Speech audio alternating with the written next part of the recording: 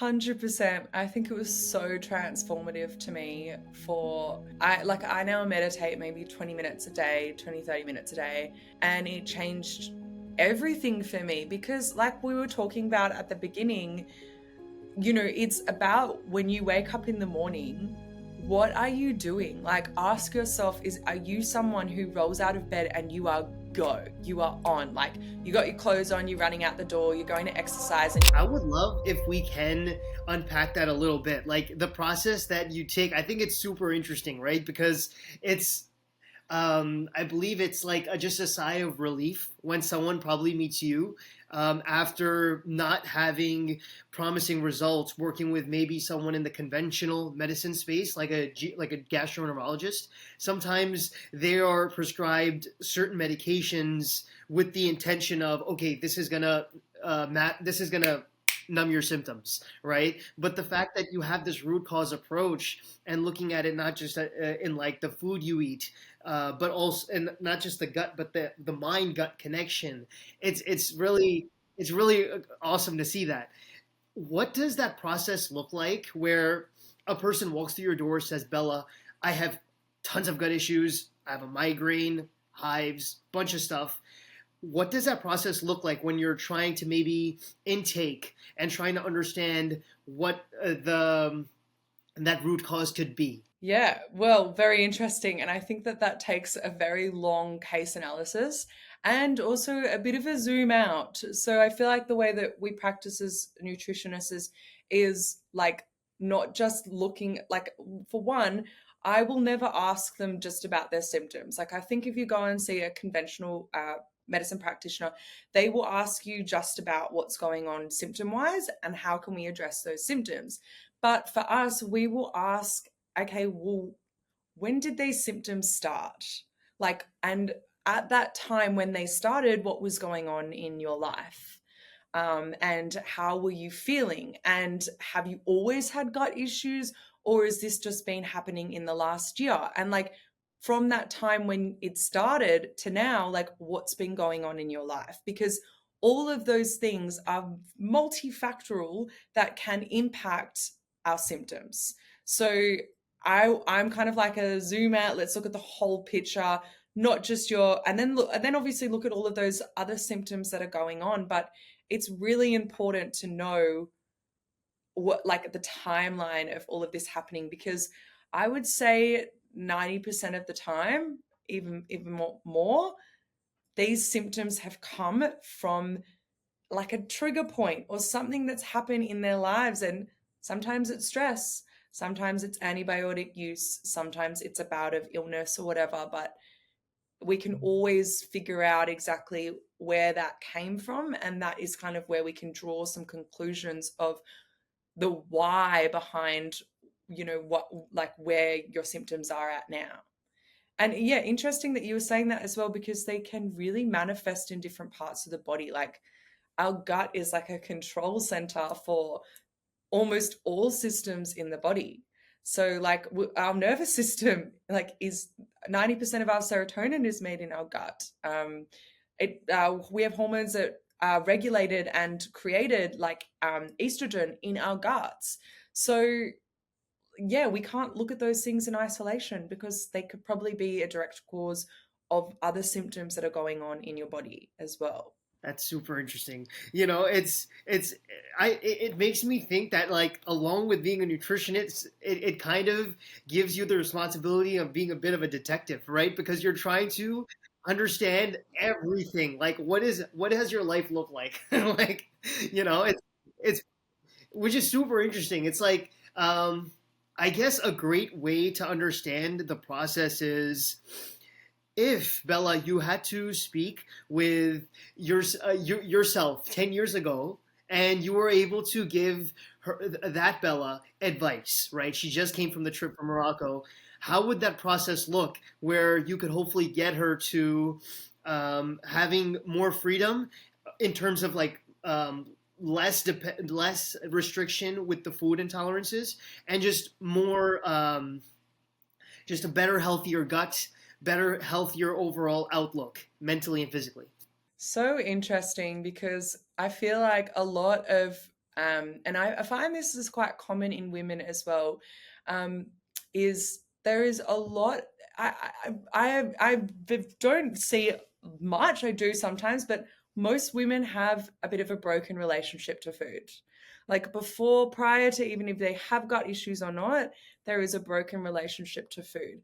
They look at food as like, too many calories or reducing your carbohydrates, or, they don't want to gain weight. And they're not looking at food as like this nutrient thing that's going to give them energy and that's going to support their hormones and it's going to make them literally feel better mentally and feel like they've got a higher libido and maybe they feel more sexy and they like have more energy for life. Like those things aren't thought about a lot. I feel like we're always looking at food and thinking, oh, is that going to make me fat? Or, like, is that going to make me really bloated and not look good? Like, really concerned about our physical appearance. And I feel like for me, that was a huge component of where I started to restrict and came into these like mindset of like, oh, well, I've got to cut this out and I've got to get rid of this. And then that kind of propelled like a, I wasn't really intensely, but disordered eating, in the sense where I was really controlling what I was eating and making sure that everything that I was eating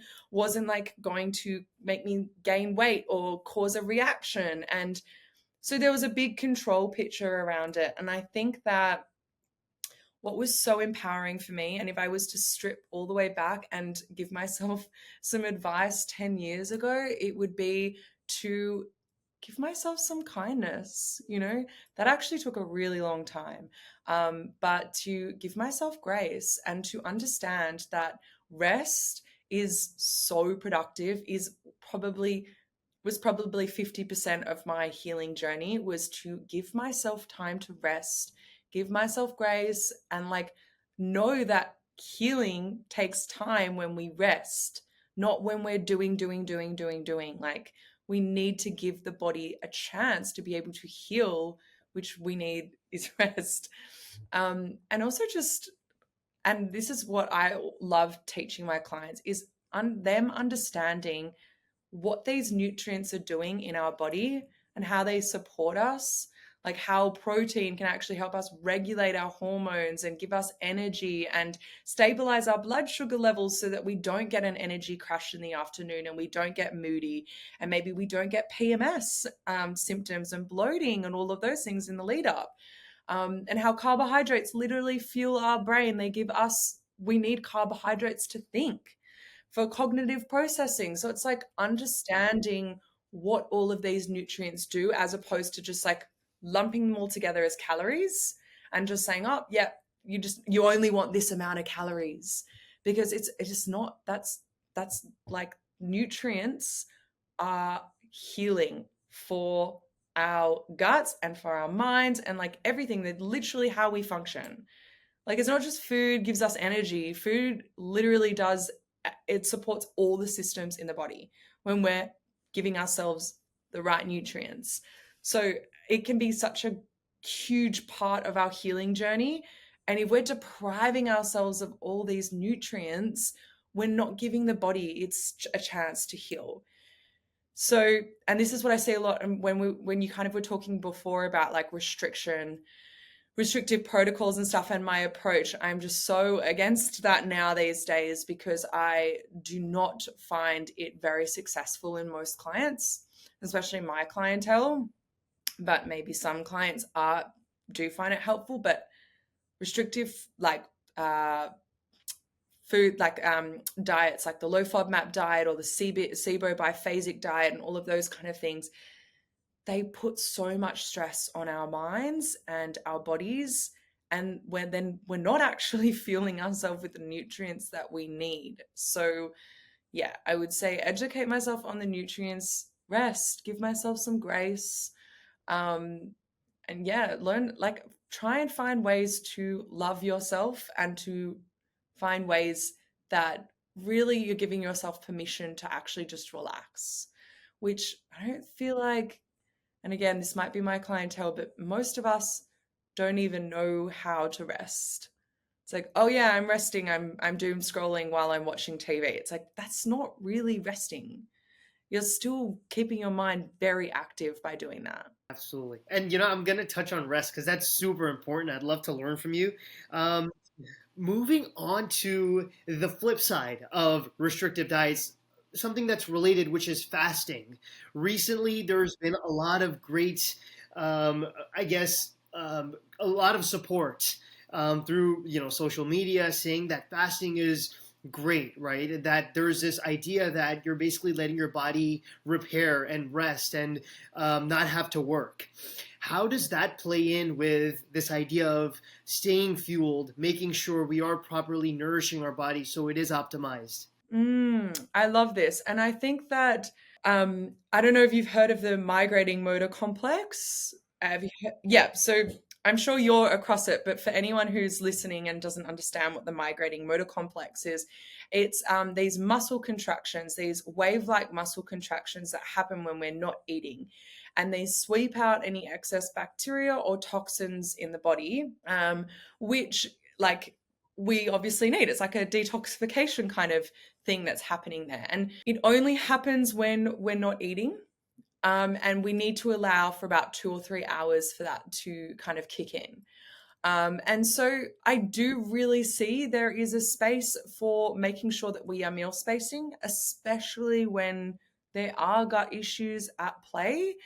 Um, but there are so many other factors to think of as well, like how stressed are you? Because it is if your cortisol levels are already elevated and you're putting more stress on your body, that's going to drive inflammation.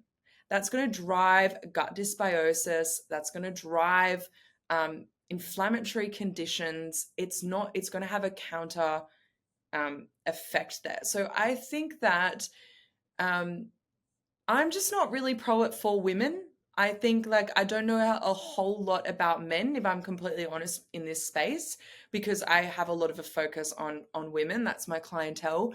But for women, I feel like, especially menstruating women, um, it can be it can cause a lot of inflammation in the body, and it can also really disrupt that hormonal regulation.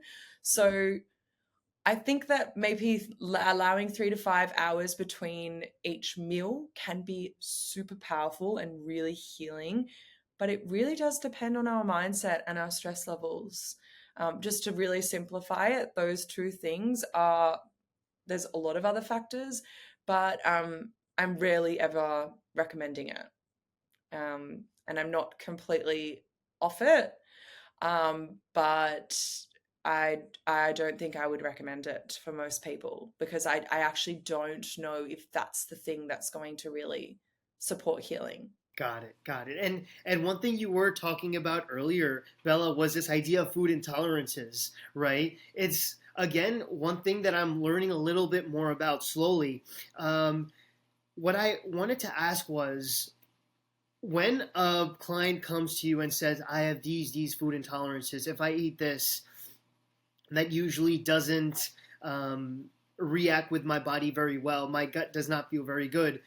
When do we know that a food is one that we should restrict, like we should take out of our normal eating altogether, or something that we have to build the resilience to start eating more and more? Yeah, I think that's an interesting question and comes up so much with clients because sometimes they'll be like, "Oh, no, I'm allergic to, pineapples. I can't eat them because every time I do, I get bloated." And I'm like, "That's really interesting because I don't think it's most of the time. I'd say 90% of the time. There is that 10% time where people actually do have an allergy or an intolerance to a food. But most of the time it's not it's the way that our gut is functioning. So it's not the food itself. And a good way to understand whether or not that might be you is if when you go on holiday you have zero food reactions, or it's that your food reactions keep changing. So every kind of couple of months, maybe you're eating something and you're really reactive to it, and then you eat it again, not so reactive. And then something else causes a reaction. When we're getting those symptom patterns, that shows us that, okay, it's not the food. It's how your gut is breaking down that food. So when I'm speaking to a client, I will ask a lot of questions around their gut functioning to understand whether or not it is motility, which is our digestion, whether or not it's stomach acid production. Are we making enough? Are we creating enough like stomach juices or digestive enzymes to break down those foods? Um, like how regular are we having a bowel motion? Like, is it every day? Is it 5 times a day? We've got hypermotility when things move too quickly, or hypomotility when things are moving really slowly, because all of those things can affect the way that we respond to food. And it's not the food, it's how our gut is functioning. And that tends to be the root cause. So when we understand a little bit more about, well, how is the gut functioning and why is the gut functioning like that, that can be such a huge insight. That can also often be your root cause, like how well are you digesting foods, those kind of things. Yeah. Absolutely. I wanted to, if we backtrack, and you were talking about how the mind gut connection is one that is something that is definitely a part of the conversation of gut healing. I find it super interesting that you, along with becoming a healer, you also pursued coaching, like when it comes to meditation.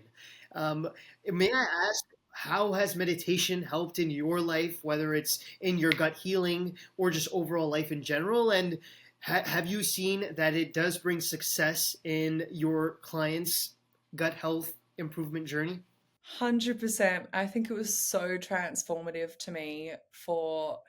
I now meditate maybe 20 minutes a day, 20 30 minutes a day, and it changed everything for me, because like we were talking about at the beginning, it's about when you wake up in the morning, what are you doing? Like, ask yourself, are you someone who rolls out of bed and you are go, you are on, like you got your clothes on, you're running out the door, you're going to exercise, and you're going to run to work, and then you're eating late at your desk. All of those kind of things are going to impact your digestive functioning. And for me, I was doing all of those things, and it like and the thing is maybe this is the case with a lot of other people, because I feel like they do. So a lot of people know, they're aware that they are on the go kind of person and they are quite stressed. But in order to actually just like slow down, it can be really challenging. And I think that meditation allowed to give me that pause. Sometimes, like, I'm not perfect. It's not like every day I can do 20, 30 minutes. Sometimes I can only do 2 minutes. Sometimes it's just a matter of me rolling out of bed and taking 2 deep breaths and then starting my day, instead of, going. And it's those small little pauses in the day that help me reconnect to my body, help me activate that parasympathetic nervous system, the rest and digest, give my body the chance to heal. Because when we are doing that, even when we're eating, and we're eating in that way, that's like our body is not primed to eat like when we're in a rush. So that's when we get low stomach acid. That's when we compromise our digestive enzymes. That's when we get the bloating.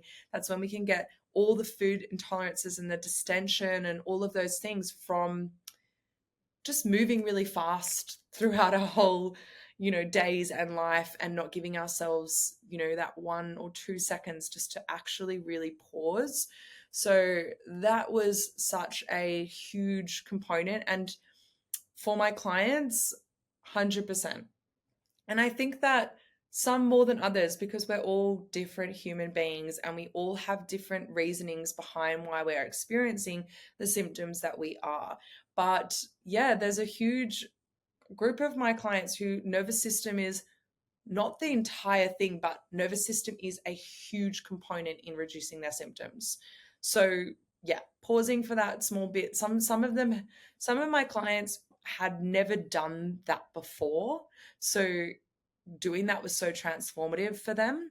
And like we were talking about before, it is so much more than just your gut symptoms. It controls your whole life. So if you're able to give yourself those pauses in the day, imagine how much you can show up for your friends and for your family and for yourself when you're acknowledging how you feel and you're connecting with yourself and your body and what your needs are, because when we're able to give ourselves that space, our tolerance for things in life like stress is higher. We have our window of tolerance is bigger, so we're able to tolerate, the stresses that go on with life without having these physiological reactions in our body, and also mentally, like, we have more space for those things, and we're not just letting our emotions dominate our whole lives.